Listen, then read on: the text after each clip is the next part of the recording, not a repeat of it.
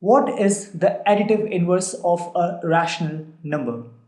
Now, if you remember, we have discussed additive inverse of integers, additive inverse of whole numbers. Now, if you don't remember it, let me quickly revise it so that you can connect, between this discussion and that one. That will be easier. Let's say we take two whole numbers, 3 and 1000.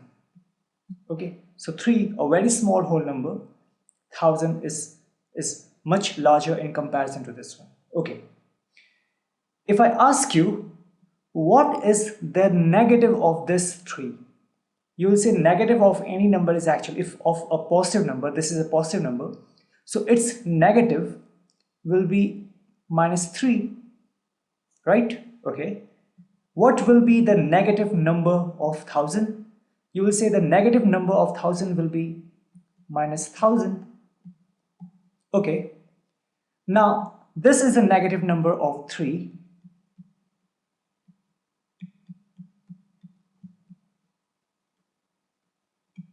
and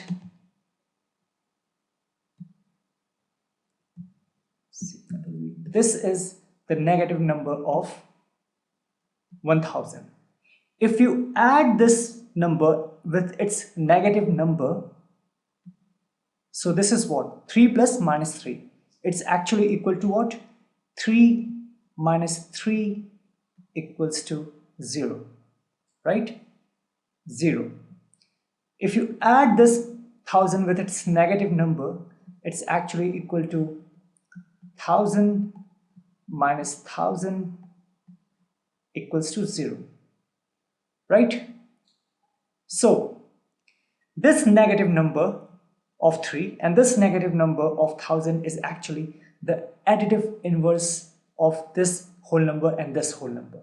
Negative number is the only, additive inverse or negative number, both are the same thing, or additive inverse.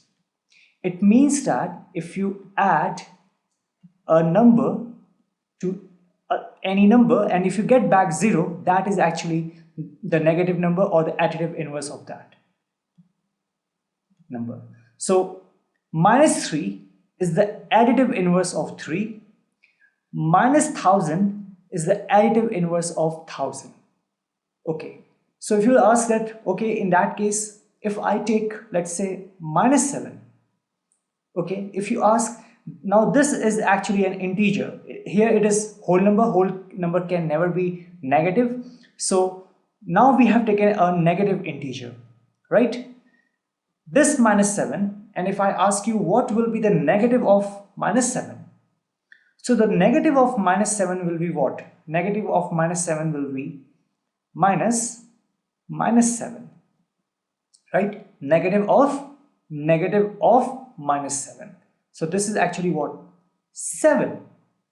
My negative number of -7 will be 7, right? So if I add -7 with 7, you will get what? 0 only. Same thing here. If let's take another negative integer, let's say this is -930.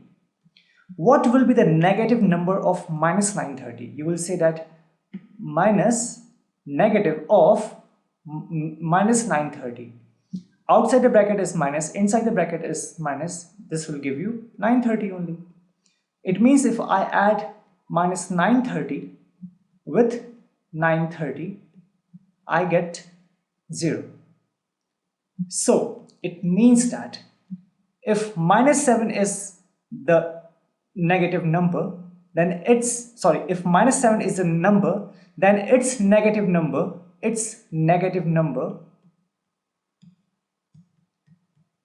or additive inverse will be what? +7. Similarly, in this case, if -930 is our number, then the negative number or additive inverse of -930 will be 930. And why? Because if we add the negative number of -7 with it, you'll get back 0. Same thing here. It means if your number is positive, let's say a, then its negative number or its additive inverse will be minus a, right? And if you add it, you'll get 0. If your number is negative, let's say minus b, then its negative number will be what? B. And if you add it, you'll get back 0, right?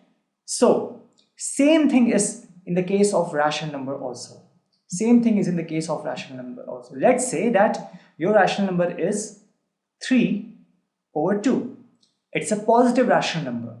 If I ask you what will be the negative number of 3 over 2, you will say the negative of 3 over 2 means minus 3 over 2.